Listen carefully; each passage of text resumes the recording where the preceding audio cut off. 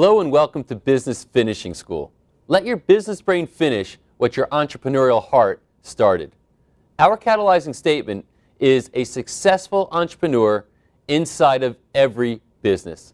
Enjoy this module. Hello and welcome to Module 27, and I'm very excited this month because we're going to be talking about KPIs, or what's otherwise known as Key Performance Indicators. And what's really interesting here is that these KPIs, which are vital to any business, tie directly into the foundational principles that you learned all the way back in year one, and we'll talk about how it ties in. But before we do that, Rick, just give us your sense or impression as to the importance and application of KPIs in a business. What we're trying to do in the program as it relates to the importance is to give you simplicity, probability, and leverage. And the word that I've grown up with is the word freedom. And I think the reason why KPIs are so important is they give the business owner freedom. And in preparing for this module, I decided to find, through my long list of quotes, my favorite quote on freedom as it relates to business, at least. And Larry Lippitt is the author of this quote, and he said, "Freedom means being able to actively and consciously participate in the creation of your own future. If your future is decided in any way by others, you are really not free. There is a direct relationship between freedom and our willingness to determine exactly what our future will be." And why did I select that quote? I selected it in this module because now that you've got all of the foundational principles, you've got business acceleration, we're now in year 3, module 27, which is about accountability. In order to really be accountable, you have to understand what are those things that you should be responsible for. And once you're clear about that through KPIs, only then, in my opinion, can you truly be free. Free to run the business the right way as opposed to constantly reacting to all the stuff that happens around us. One of the stories I want to share before we really dive in, and we'll probably refer to him many times, is the story about Dell Computer. And many of you know that Dell Computer came out of the box extremely fast, was one of the fastest growing companies in the United States, grew through the 90s, and then, around 2000 and thereafter, it had some issues. And Michael Dell had to parachute back in to save the company. But one of the things that Michael Dell did was he said, look, I don't have time to look at thousands of employees and what they're doing and thousands of potential products we could be offering and all the different marketing metrics. I really just want to look at a handful of numbers that show me how the company's doing. And one of the key performance indicators that he wanted to examine was cash, but more specifically, it was receivables.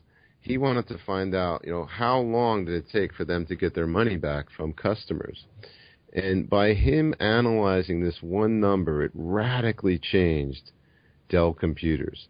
And this happened throughout Dell's history, where Michael Dell would refocus on what should we be looking at, because I can't manage the thousands, if not millions, of possible details that I could be managing in the business. So what they found is that when Dell was newer, they would take an order from a customer, they would put the computer together, they would ship the order out, and then they would bill the customer would pay. Well, obviously, if you're looking at a key performance indicator, and in this case it would be accounts receivable, you're going to take many, many days, weeks, and months on average to get your cash. So Dell Computer was always going through cash crises because, the more calls they got, the more cash they needed. And this may not seem like a breakthrough, but way back when this decision was made by Michael Dell, it was a huge decision. By looking at the key performance indicators, he said there has got to be a way for us to turn our accounts receivable, which is an amount of money that our customers owe us, into a positive number.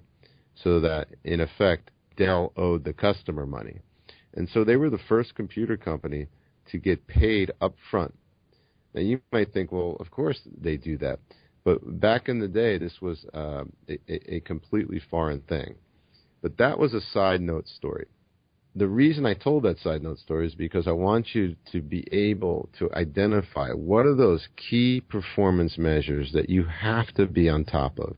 And then by focusing on them and strategizing around them, you can figure out what do you need to fix in your business.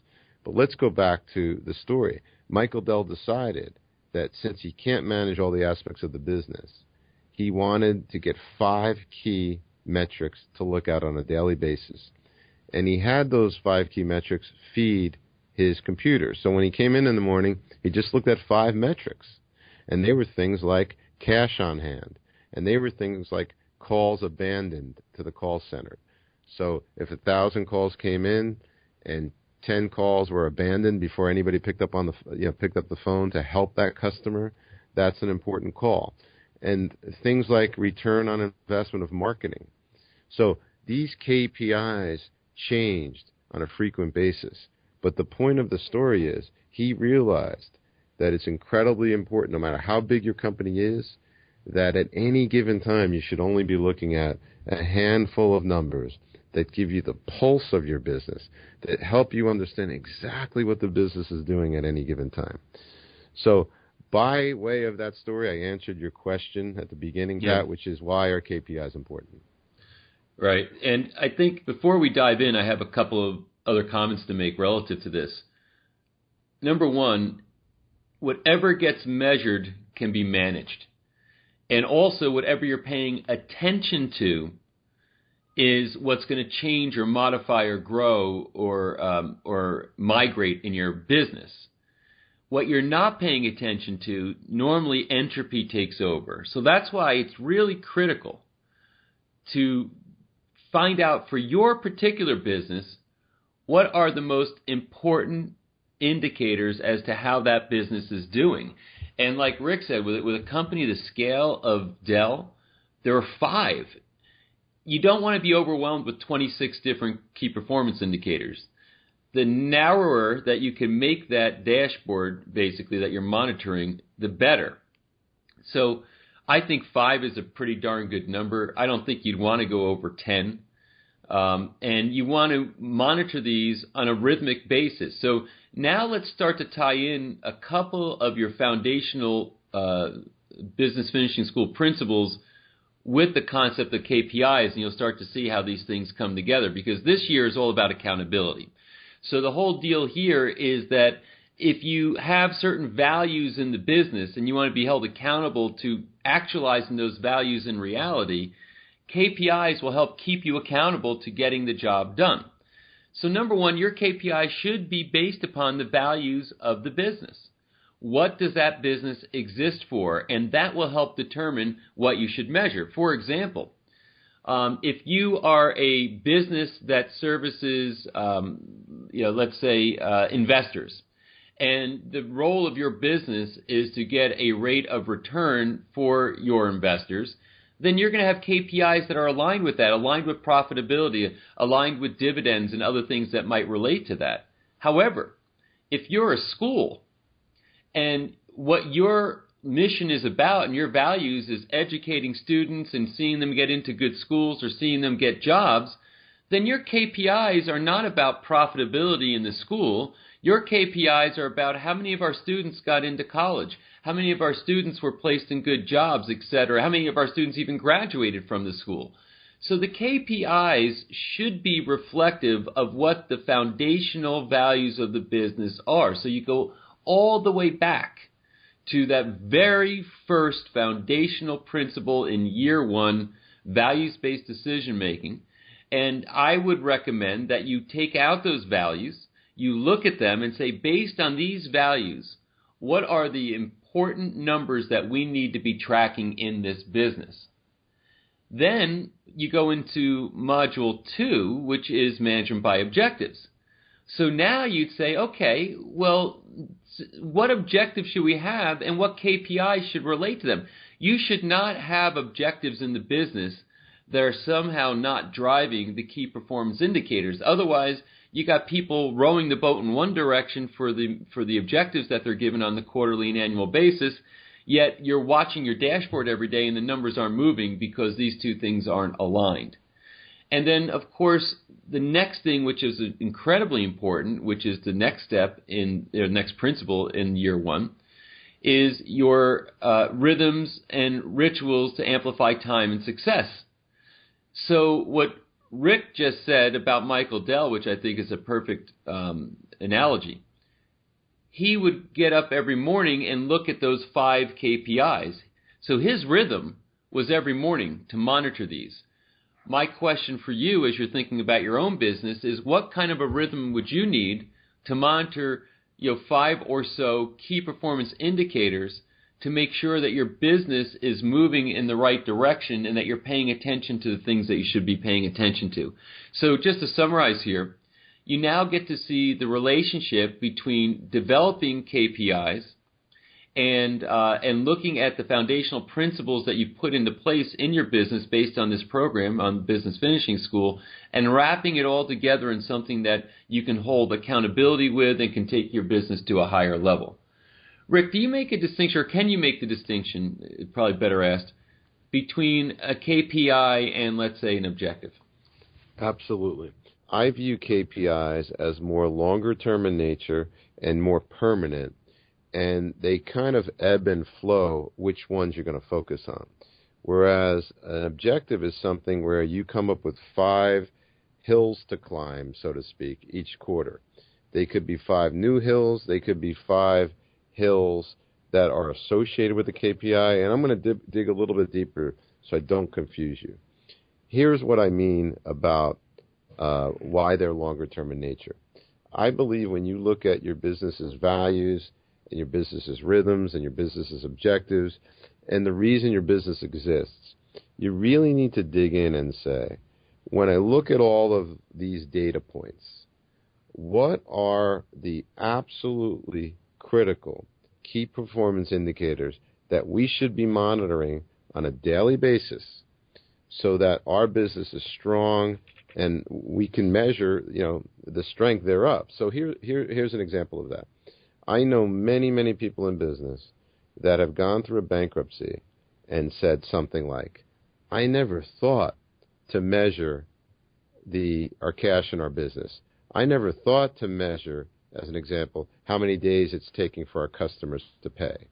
If one of your key performance indicators is cash on hand and another is number of days it takes for customers to pay, and you looked at that every day, there is no way this would blindside you. But always, and I'm going to underscore that word, always, in every situation where I've seen a bankruptcy, somebody forgot to look at a key metric for the business. So here's your opportunity to take everything that you've learned in year 1 and year 2 and start thinking about your business as a bigger business and brainstorm for all of those indicators that you need to get a handle on. Now, here's the point of all this. You're going to have a list of maybe 15 or 20 things that you could possibly measure, but you're going to have 5 really important ones, and those could be seasonal. My point is, I don't want you trying to spin the dial on 20 different things. It's good to measure 20 different things. You in fact could create a dashboard that measures all of them, but you as the leader, you probably should be able to boil your business down to just 3 numbers that make it tick.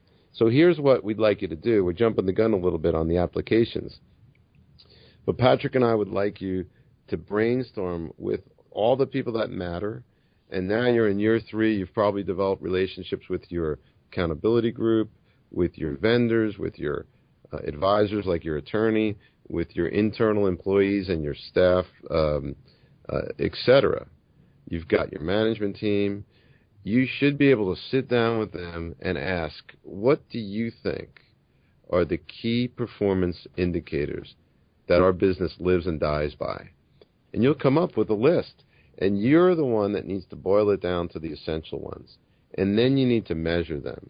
And the one thing I like about KPIs is the fact that you can plot them on a graph, and you could easily have an Excel spreadsheet that forms a graph or your CPA can do this, where you can measure cash. You can measure response rates from advertising. You can measure what your turnover ratio is with employees or with new products or anything. You can literally find the key performance indicator for anything. There are people that measure weather, as an example.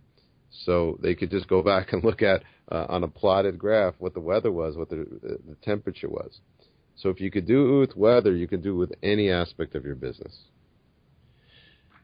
One of the things that is the battle for the entrepreneur, the small business entrepreneur that has their ambition to be in their own world, their own business. They're not a part of big corporate America with a narrow focus, but basically they're the leader of a business like a chiropractor, a dentist, or a real estate agent, or any small business that wants to get up and grow. Is that entrepreneurs inherently get bored easily.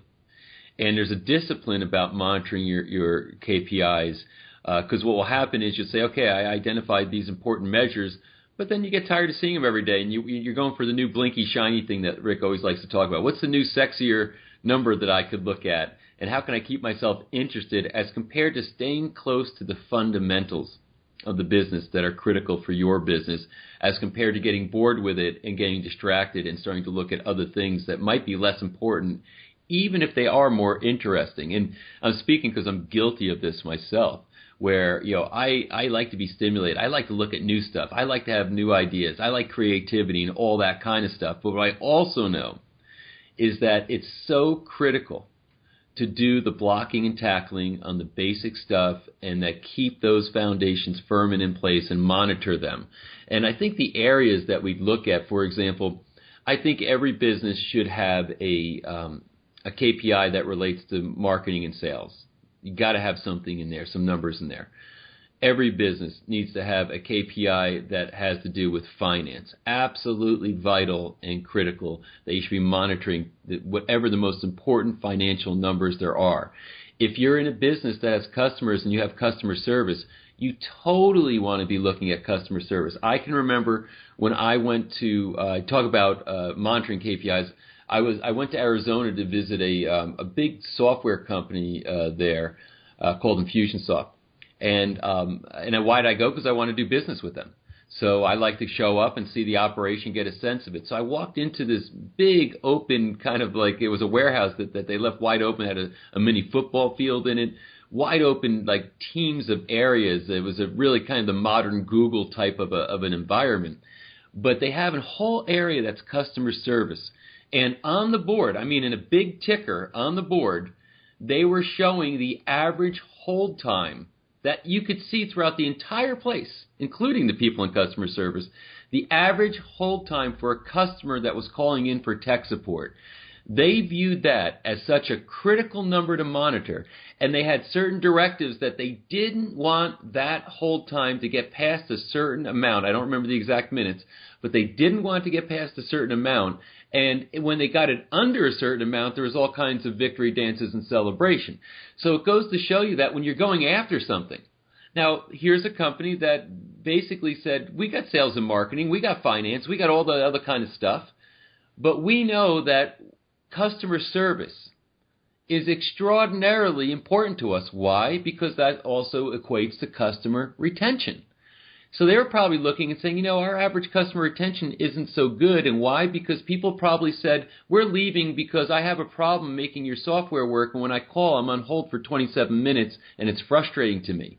So they turned around and said, we have to come up with a way to improve that number so we can increase our retention, et cetera, et cetera. I'm giving you this kind of like a case study.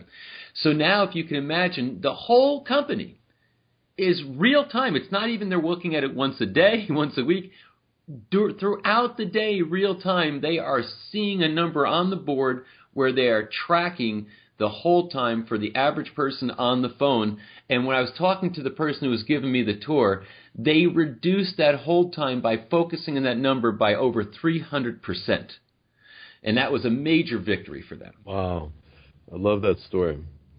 One of the things you tilted us in the direction of is chasing the blinky-shiny, and I see this so much in this program.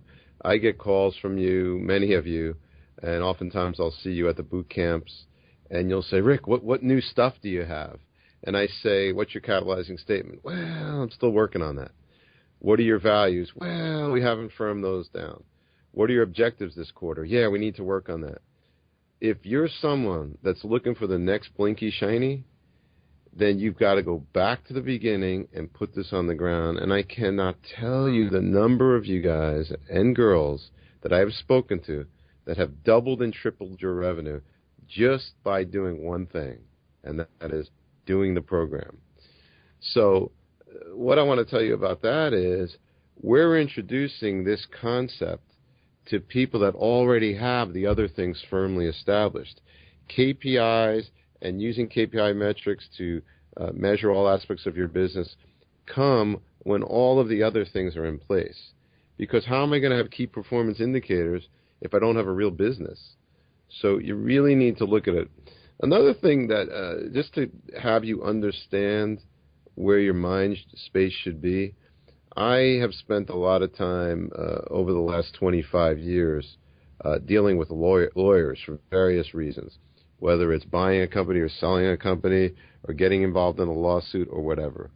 And I have learned to discern the difference between a really good lawyer and an average lawyer.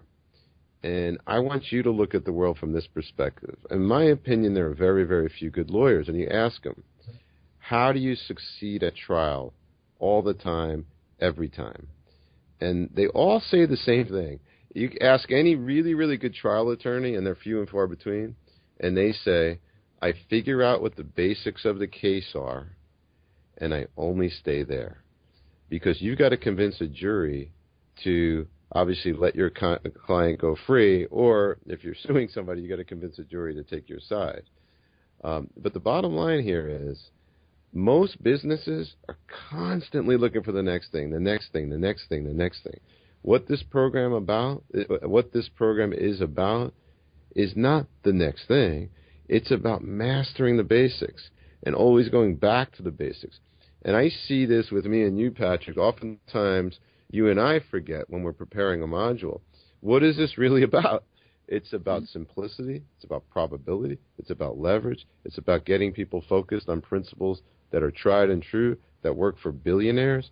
It's about making sure that people build an organization where they leverage themselves through their employees and that their employees are fully engaged.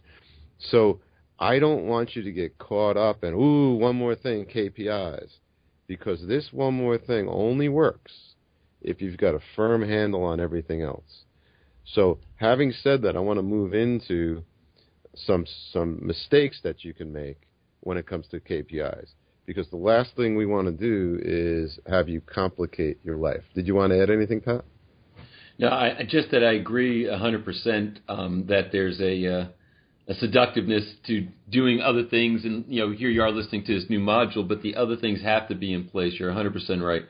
I think you're going to probably move into some of the mistakes now that I was also going to talk about. But one of the things I was going to say is one of the things you got to make sure of is that your numbers are accurate, whatever it is you're measuring. Garbage in is garbage out, right? You got to have good data coming in. And so don't take KPIs lightly, like just throw something up on the board and say, oh, okay, we'll start to look at this. Make sure that your information flow is deadly accurate. Otherwise, you're not getting reality when you're looking at your numbers. Yeah, and as it relates to business, it's really a basic concept, but every business needs to have a counter, which is your accounting, and that has to be solid, a seller, which is obviously sales and marketing and all of that, and a maker, someone who makes the product that you sell. So, if you're a doctor, you're the one that's making the medical recommendations, and you want someone to count your money, and you have to obviously have someone, or it could be, by the way, if you're a one-person company, you could be all three, but you have to have metrics around those three separate functions: counting, selling, and making. And so make sure, I've never talked about that concept, but why I'm bringing it up now is because so often I see businesses fail because they're so focused on marketing that they don't have a counter. And oftentimes they don't even have a maker. You'll see a lot of these internet marketing companies where all they do is sell, and they don't make, and they don't count. So, it's a one-armed paper hanger, total insanity, and they wonder why they're not building a sustainable company. So one of the things that I want to talk about now goes back to the question Patrick asked earlier, which is the difference between an objective and a key performance indicator. Well, I believe that key performance indicators are more permanent. They're there in the business, almost like a piece of furniture. They're a part of the business strategy. And you have objectives around key performance indicators. If you recall back to a prior module when we talked about all of the values and having people have accountabilities associated with those values, and all of the stakeholders and having employees and people involved in your organization having objectives associated with that, and all of the line items on your balance sheet and your P&L and having that. Well, now it's the same thing here. You want to have some permanent or longer-term oriented KPIs, and you want to give people responsibility for those. So, as an example, I'm new to the company, and I want to know what my responsibilities are. And you say, as the owner or the manager, you say, look, one of the KPIs in our company is to measure waste. We want to know how much waste there is, and depending on what business you're in, you could figure out how many different areas of waste there are in your company. And that could be something that you assign to somebody. Or you could say, we want to measure the percentage of return mail we get based on a mail out we do. Everybody who does mail outs, I know this is kind of old fashioned, but we still send things in the mail. A percentage of those are returned. We want to minimize that as much as possible. So we want somebody making sure that our lists are updated, etc. You can have a key performance indicator on revenue per customer call, whether that's a phone call or whether that's in person if you still have a sales force like that. Or if you're any other type of business, it could be revenue per new customer visit. And think about taking all these key performance indicators, narrowing it down to the most important ones, and then assigning them to employees. Wouldn't that be great for them to have that? So why don't we transfer into some mistakes to avoid?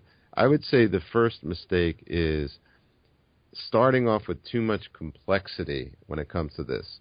You do not have to get complex here.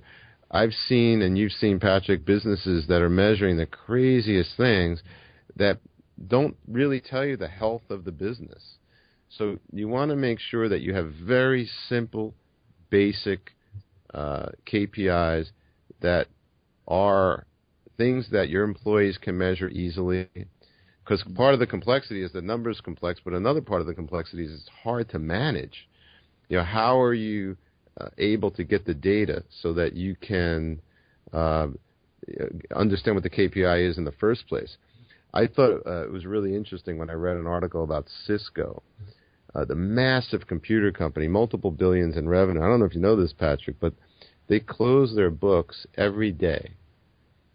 They have every day. They have set up an infrastructure, this massive company, where they close the books in their business every day. So everything's electronic, obviously. It updates their accounting systems, all of that. But I've seen businesses where I say, let me see your financials, and they say, well, my accountant didn't do it yet. So one of your key performance indicators should be to know what your financials are all the time. Now, it might not be every day like Cisco, but it should be very frequently. And in fact, many of the numbers like revenue, you should be able to get it every day. So if you're not close enough to your business to know what revenue came in on a daily basis, you need to fix that. Obviously, this goes back to the lens of simplicity, right? So go back to our basics here at Business Finishing School. We have a very critical lens that should be beaten into your head right now called simplicity, one of the three: simplicity, probability, and leverage. So as you're picking your KPIs, make sure that you're looking through the lens of simplicity. If it gets too complex, then it gets overwhelming and you stop doing it. What's another one you got, Rick? Well, another thing to think about is failure to match your key performance indicators to your objectives. So you want to make sure that you have all of the predetermined key performance indicators for your business so that when you're finding objectives to achieve, they line up with something in your business. It's not a brand new objective that's completely unrelated to your values or your key performance indicators or whatever. My point is that make sure that your objectives match some aspect of your business that's already in place. So it has to drive your business toward predetermined KPIs, values, etc. I hope this is clear. Yeah. Another thing is we want to complicate the process of measuring a KPI. So what I mean by that is, you don't want to have too many people involved in the process of doing this. You want to have a direct link from access points electronically to the KPI measurer. So let's say, for example, you've got an Excel spreadsheet. It's very simple to go to your vendors and have them electronically send numbers in so it updates your Excel spreadsheet. This, by the way, as a side note, is one of those modules, and this may be the first time that we've done this, Pat, where we're going to ask you to do some homework. Go online, go on Google, search KPIs for similar businesses to yours. Go out there and figure out how to be an expert in this. I promise you, if you invest an hour of time, you're going to find key performance indicators of your business that you never thought of. So this is one of those modules that we want you to go out. And there's other ways that critical numbers, key performance measurements, KPIs, key performance indicators, key measurements. There's many different ways to say it. And when you Google it, you'll find that out. Another thing you want to avoid are using metrics no one understands. Yeah. Go ahead. I've got some experience with that. I mean, in my last company that I sold, over a year ago, I had a consultant come in, good guy, and he'd been consulting with the company for a while, was a CEO of a public company, and was usually had very good advice to offer, and a lot of good stories in the meantime. And he said, well, we have to add a KPI here to the list, which is a DSO. I said, DSO, what's that? He said, days sales outstanding. And I said, I've never heard of that metric before. And he started to explain it. And I think in the beginning, nobody really got it and why it was important. And as a result, it kind of failed and floundered. Finally, when we took the time to learn and understand the data point, we recognized why that was an important data point, not to the P&L and not to the balance sheet necessarily, but to our cash flow. And as you alluded to earlier, you have to really monitor cash flow, especially when we manufactured diagnostic technology. We had a certain amount of cash that we had to put out, when we put a system together that somebody ordered.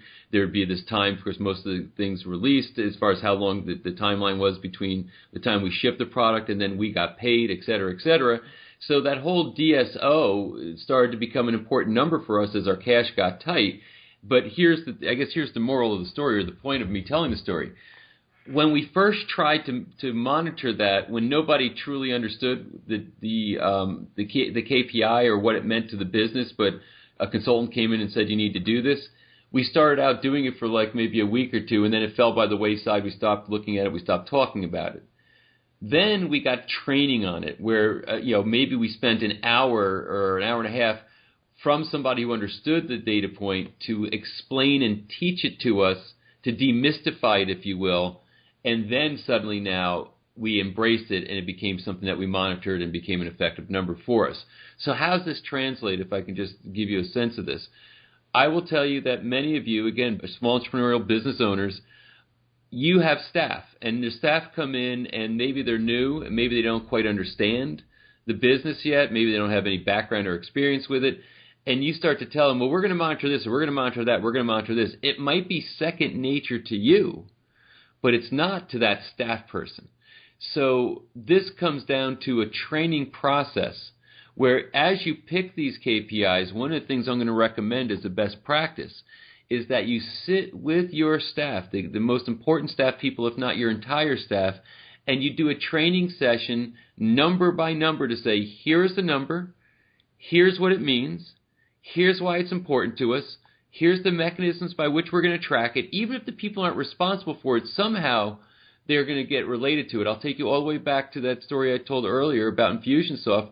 Even though that KPI was just for the customer service department or that tech support department, the entire company could see the number on the wall because it became something that was highly critical for the entire company.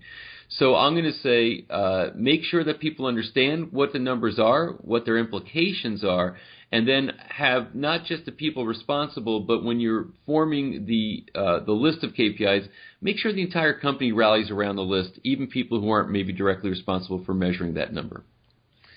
Yeah, I think we've whetted their appetite, if that's the proper way to say it, with this topic of KPIs. I don't care if you're one person or you're 5 people or you're 10,000 people. We have some large companies in the program. What you need to do with the information that you're learning here, in my opinion, is take as much of a drink as you want from the fountain as it relates to KPIs.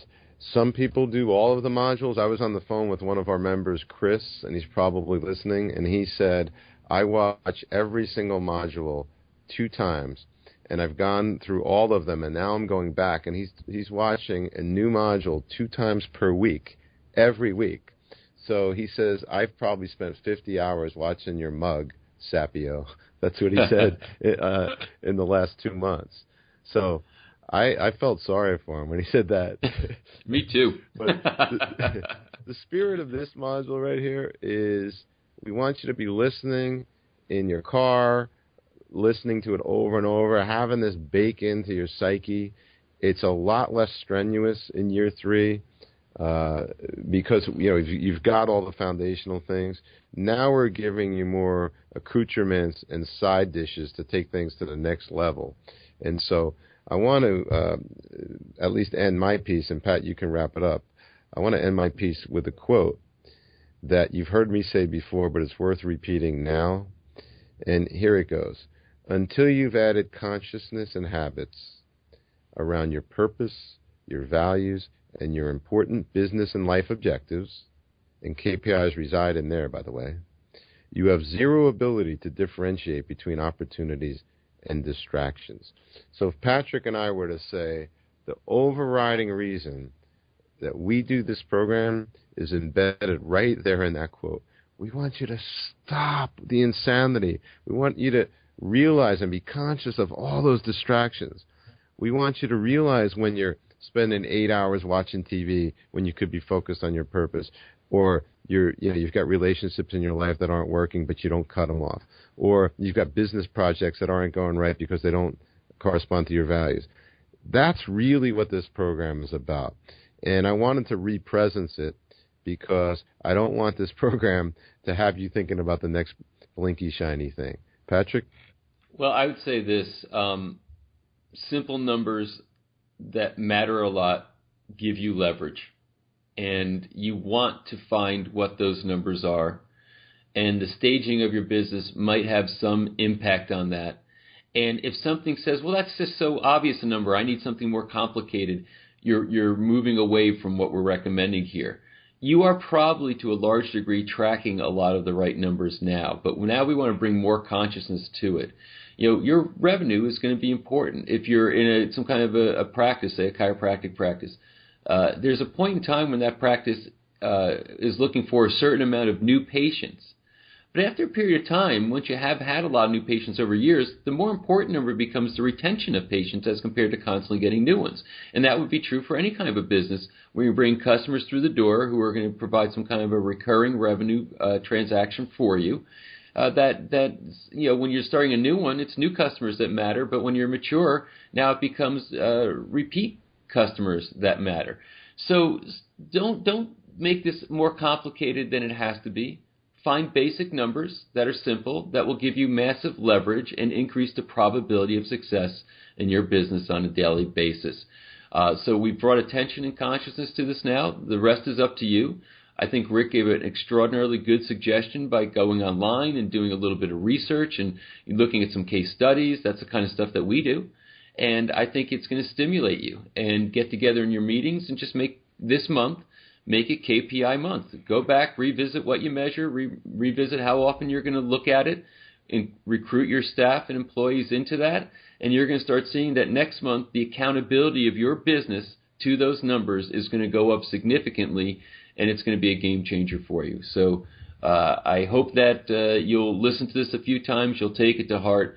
One thing I can tell you is that Rick and I both really do care about your success. We want to see that you have extraordinary success in your business, because entrepreneurs are the people who lift the world with the value that they add to it. So with Rick Sapio, I'm Patrick Gentempo, and you've been listening to Module 27. Thanks for being a part of the Finishing School community. Let your business brain finish what your entrepreneurial heart started.